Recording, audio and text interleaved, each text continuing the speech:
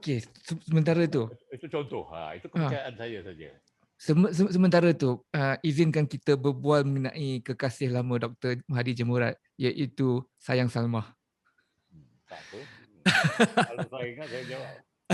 Okey. Saya itu hari masa saya borak dengan abang Yui Haji Cakri, dia membahasakan filem-filem lama dia sebagai kekasih lama dia. So dia tak nak cerita pasal ex-girlfriend dia lagi dah, dia cakap. Ya. So Sayang Salma, apa yang mendorong atau memaksa perasaan untuk doktor ketika itu nak buat cerita ni? Saya satu aja, saya fascinated dengan apa saja yang berkaitan dengan kemanusiaan. Itu dulu. Jadi Sayang Salmah ni story idea dia, satu story idea. Hmm. Dalam story idea itu ada subtext yang kita bawa. Ada elemen of filosofi. Right. Berasaskan kepada budaya yang kita kenal. Kalau kita kenal dunia Melayu, budaya Melayu, dan tentu kita tidak menggunakan nilai Melayu tadi sebagai alat yang kita gunakan. Jadi Sayang Salmah tu menceritakan tentang satu keluarga. Keluarga ini sebagai model kepada sebuah negara. Dan Sayang Salmah tu selalu ada di peringkat awal telah disebutkan rumah negeri kecil kita, kata Abah. Lepas tu saya tunjukkan buku, ya tak? Buku-buku, ada khazanah di buku. Lepas tu diperkatakan tentang kuliah, tentang keluarga Mr. Jabbar ni. Dan keluarga dia orang tu semua. Maka semua komponen macam dia. Maka konflik di dalam keluarga ni, cabaran yang dihadapi oleh keluarga ini, dilatari oleh suasana era merdeka dan sebagainya. Maka terbentuklah suatu konflik yang dramatik yang boleh kita manfaatkan. Tetapi dengan menggunakan pendekatan kemanusiaan. Itu contohnya kan. Jadi jalinan 3 lapis tadi dicerna dengan cara menulisnya berulang kali. Yang macam saya sebut tadi. Maka saya akan bertemu sesuatu yang di luar daripada lapisan keupayaan normal saya lah. Itu contohnya kan. Itu kalau kita nak membuat sesuatu yang bersifat karya lah kan. Tapi kalau kita sudah terbiasa dengan satu kaedah yang kita percaya, apa saja yang kemudiannya kita buat, walaupun benda yang mudah, dia sikit sebanyak akan terbentuk melalui pendekatan pengisian yang kita dah biasa lah kan. Itu contoh. Itu cerita dia sayang. Jadi Sayang Salmah itu adalah sebenarnya cerita tentang satu keluarga. Walaupun dalam satu keluarga, tetapi dia mengandaikannya sebuah cabaran yang dihadapi oleh sebuah negara. Bagaimana keluarga ini berinteraksi dan menyelesaikan masalah mereka, kan? Di samping memberi sedikit pendidikan tentang sesuatu, ada sesuatu yang di lapisan luar, ada sesuatu yang di lapisan tidak disedari orang dan sebagainya, tapi itu tidak mengapa, asalkan sebab dia dah diikat dengan satu drama kemanusiaan yang membentuk keluarga. Pendek kata, apa yang menggerak doktor adalah keluarga Encik Jabbar ni adalah mini negara. Segala pergolakan-pergolakan dalamnya itu sikit sebanyak adalah pergolakan-pergolakan yang ada dalam negara kita. Apabila doktor mula-mula menuliskan perkara itu, di hari pertama doktor menuliskan kisah itu, adakah doktor telah menemui penghujung jalan cerita itu ataupun corak cara doktor menulis adalah untuk mendapat jawapan penghuraian kepada cerita yang story idea yang doktor cari itu tadi? Macam mana approach-nya tu? Okey, daripada mula. Doktor dah tahu ke ending dia macam mana ataupun doktor sebenarnya melalui satu spiritual journey yang tersendiri. Aku menulis ni kerana aku ingin mendapat jawapan, explore, kenal apakah jawapannya. Macam mana doktor punya approach pada ketika tu? Jadi penulisan yang saya dapati begini, bila saya memulakan cerita ini, saya melihat adanya keperluan untuk menggunakan situasi yang berkenaan dan meletakkannya sebagai suatu kepentingan, satu statement berkaitan dengan orang Melayu pada satu era yang penting. Okey, saya bawa Mr. Jabbar tadi. Mr. Jabbar ni ialah nama orang Melayu yang menjadi guru sekolah Inggeris.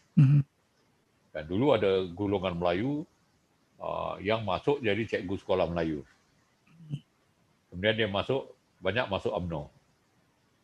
Cikgu sekolah lah. Ada satu lagi golongan orang Melayu yang dihantar oleh kerajaan British ke Brinsford Lodge ataupun di Kirby di London. Kirby atau Brinsford Lodge untuk menjadi guru bahasa Inggeris di sekolah-sekolah seluruh Malaysia, kan? Jadi Mr. Jabbar ni adalah orang yang dihantar ke Kirby tadi atau Brinsford Lodge tadi.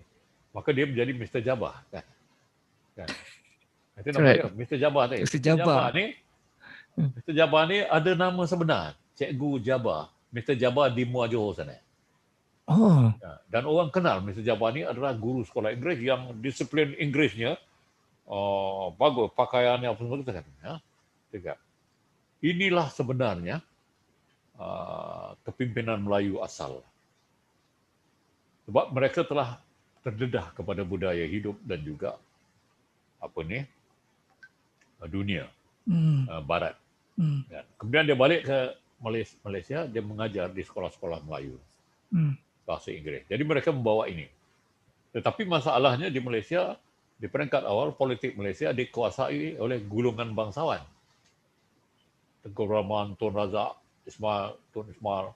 Semua ini adalah golongan bangsawan Melayu yang bukan daripada kalangan rakyat biasa, seperti mana Brinsford Lodge. Guru-guru Melayu yang dihantar ke Brinsford Lodge tadi menjadi guru mengajar anak Melayu.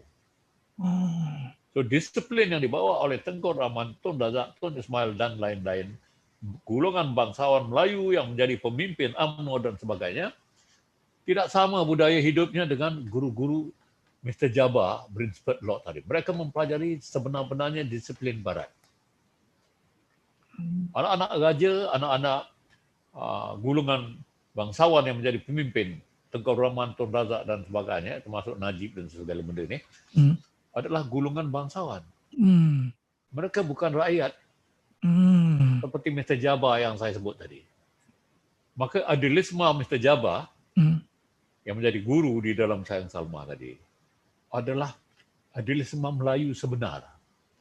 Di sebelah kiri dia ada parti politik Melayu dan kerajaan British dan cabaran kehidupan yang dihadapi. Maka Mr. Jabbar itu adalah pemimpin pada keluarga dia. Dan itu adalah benda yang saya tak cerita banyaklah benda ni sebab saya tak nak menyinggung. Kan? Malaysia selama ini dipimpin oleh golongan bangsawan Melayu. Setuju. Mereka bukan daripada rakyat marhain. Bukan rakyat. Bukan. Guru-guru Melayu hanya seorang saja yang masuk politik, iaitu Ghaffar Baba. Yes. Itu sahaja. Yang terlepas dapat naik ke atas. Yang lain adalah golongan bangsawan. Betul. Sampai hari ini golongan bangsawan lah.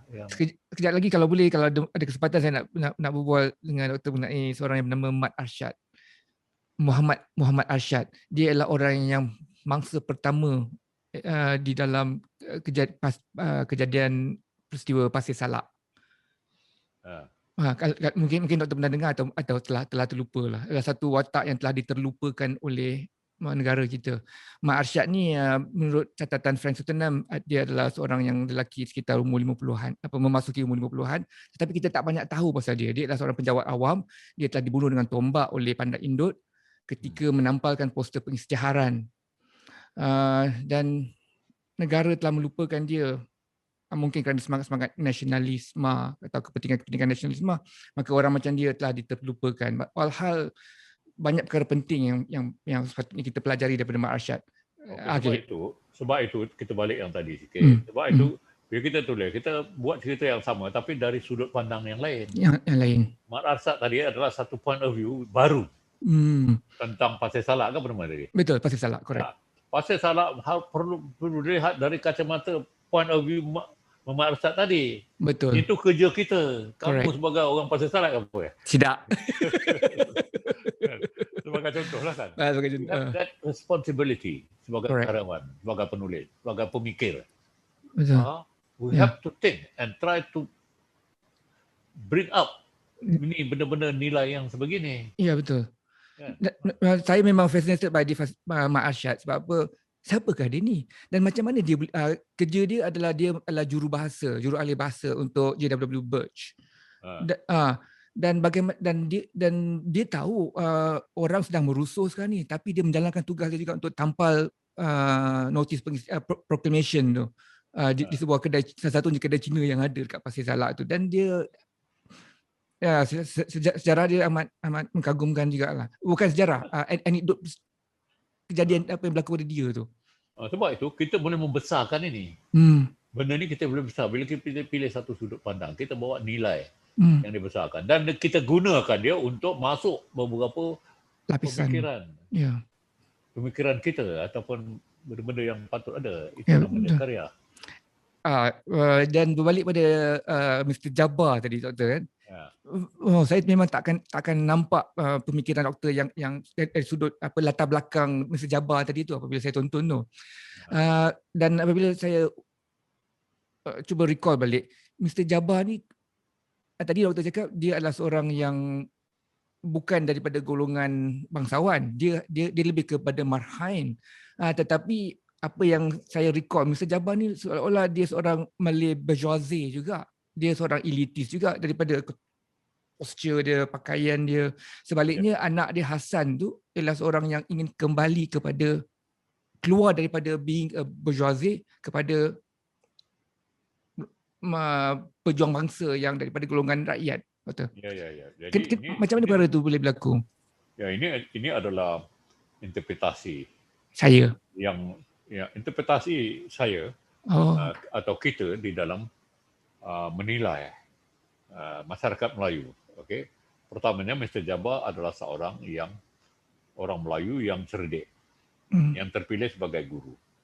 Kemudian dihantar ke Brinsford Lodge untuk berlatih sebagai guru bahasa Inggeris dengan pengajian yang bagus bahasa Inggeris, pendedahan dan sebagainya. Sebab bila mereka pergi ke Brinsford Lodge ini, dia akan didedahkan dengan sistem sosial yang ada di sana. Dan juga mempelajari tentang aspek-aspek yang berkaitan dengan kemajuan, pemikiran, gemar membaca dan sebagainya. Sebab itu bila dia balik ke Malaysia, dia menjadi guru, dia bawa ini. Dan bila dia bawa ini, yang diemphasiskan kepada keluarga dia adalah tentang disiplin. Kan? Tetapi Mr. Jabbar punya disiplin, sebagai contoh, dia bila buka, dia pakai baju smart. Baju tangan panjang, patut butang. Tapi dia tak tangkal songkok. Kan? Dan kasut dia pakai, dia susun kemas elok. This is the discipline. Disiplin ini merentas budaya. Dan kalau Melayu hendak menjadi bangsa besar, bangsa yang berjaya, maka disiplin adalah kunci utama. Yang di-enforcekan oleh Mr. Jabbar adalah disiplin. Berasaskan pengalaman dia membuat perbandingan kehidupan orang Melayu dengan kehidupan orang Barat, itu misalnya. Berbanding dengan Hasan yang tidak ada peluang untuk membandingkan style kehidupan dia dengan style kehidupan ayah dia. Dia tak ada benda nak dirujuk sebagai comparison. Dia barangkali dengar sajalah. Malah dia privilege pun.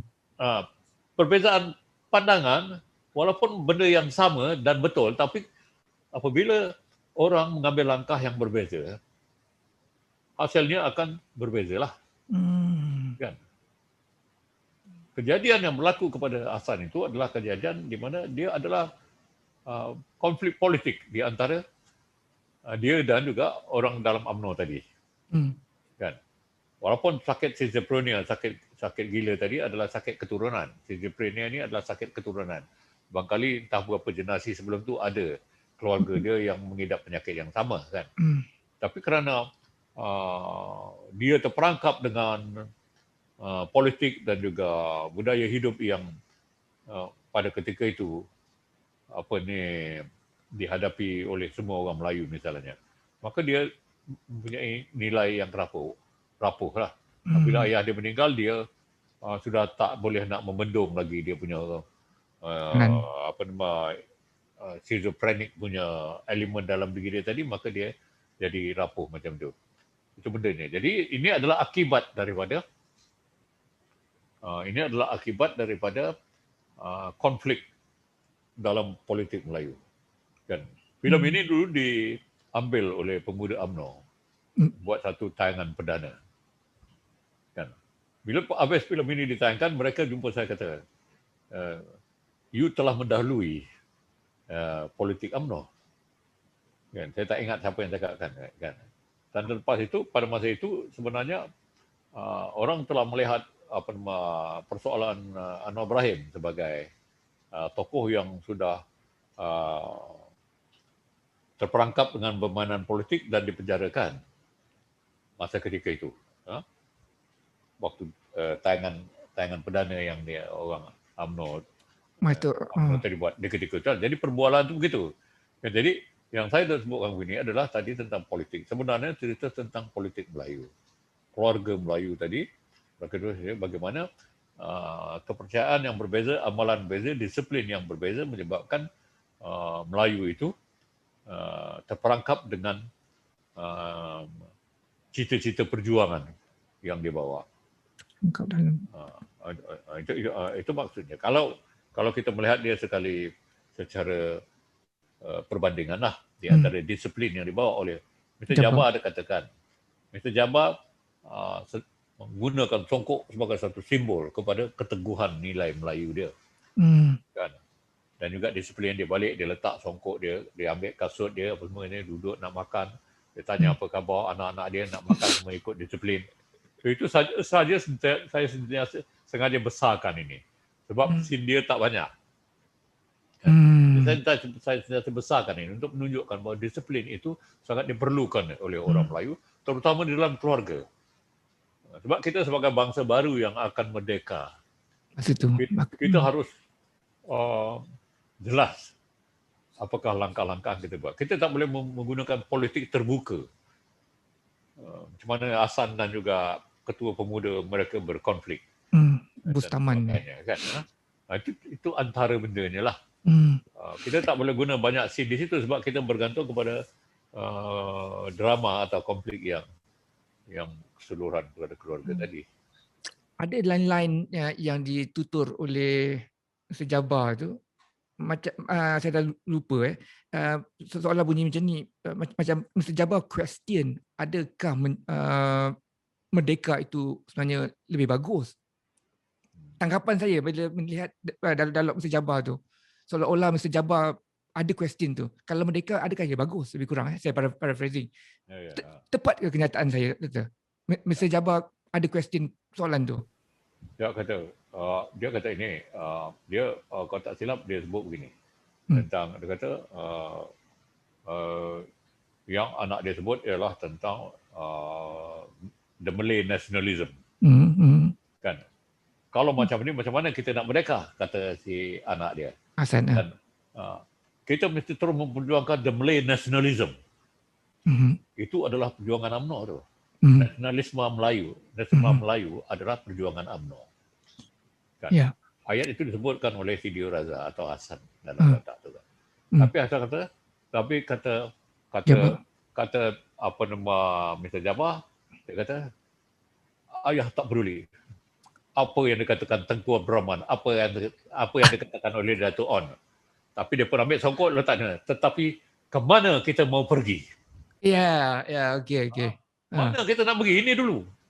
Saya tak boleh Tengku Rahman dengan Datuk On. Maknanya I don't care about this golongan bangsawan punya cita-cita. Tapi kita ni sebagai rakyat biasa, mana kita nak pergi? Ya. Apa yang mendorong keberanian doktor untuk tulis benda tu? Kenapa doktor terdesak? Saya gunakan kata terdesak ni sebagai exaggeration lah, untuk tulis tu. Sebab momentum penceritaan tu telah membuatkan saya menurunkan ayat tu, dan orang tak baca ini.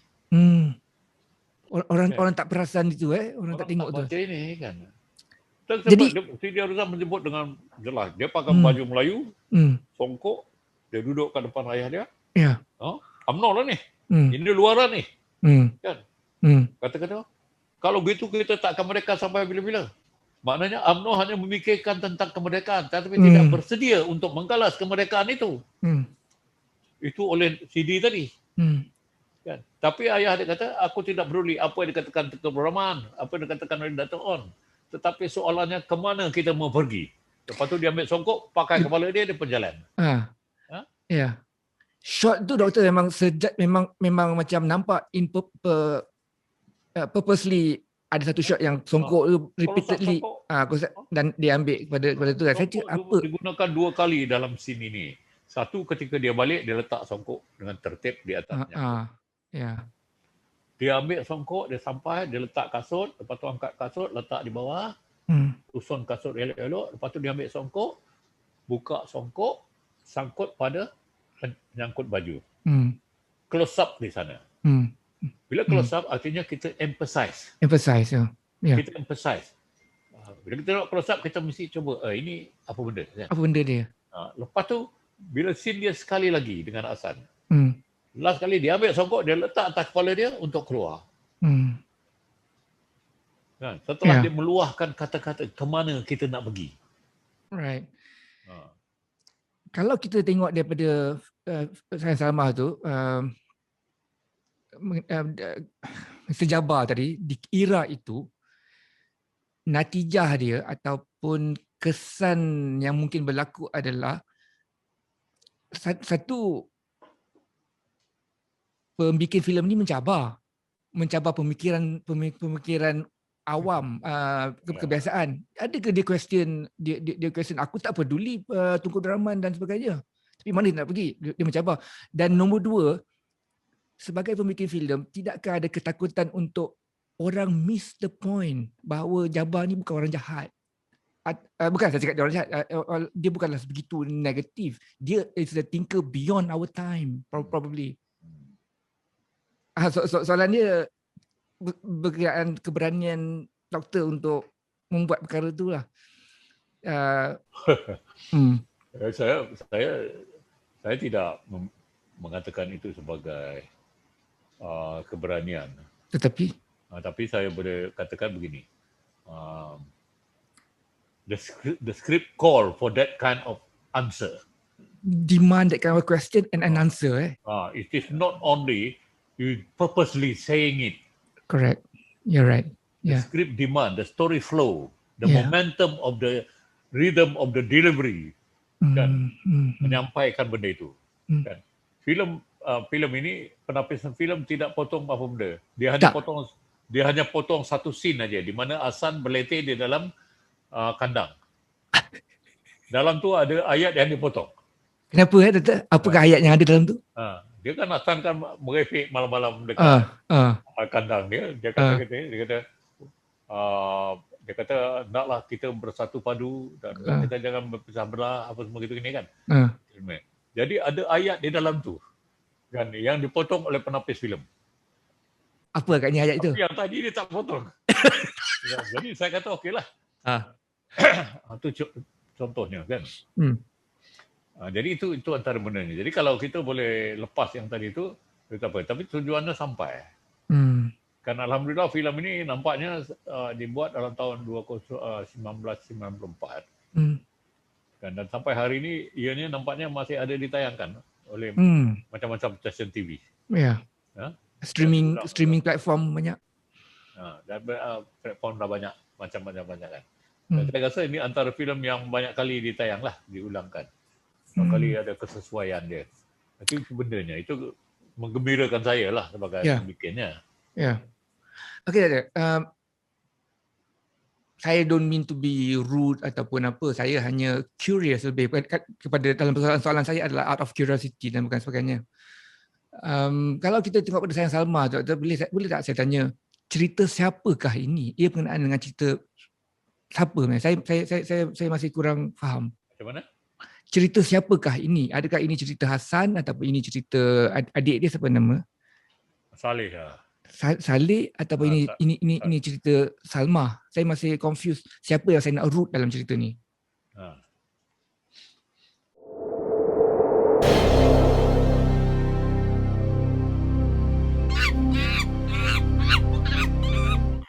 Kepada anda yang telah biasa dengan hubungan rambang pasti tahu video yang kami hasilkan adalah panjang. Saya tahu ada kalanya yang panjang boleh bikin senak dan yang pendek tidak pula memuaskan. Oleh itu, untuk mendapatkan nikmat daripada hubungan rambang, saya akan hasilkan dua versi. Satu video versi panjang di channel saya @samad dan kedua versi-versi pendek di channel kedua saya Hubram @samad dan Surya. Kita perlukan kepelbagaian yang panjang dan yang pendek. Barulah seronok hidup ini. Teruskan menjalin hubungan rambang.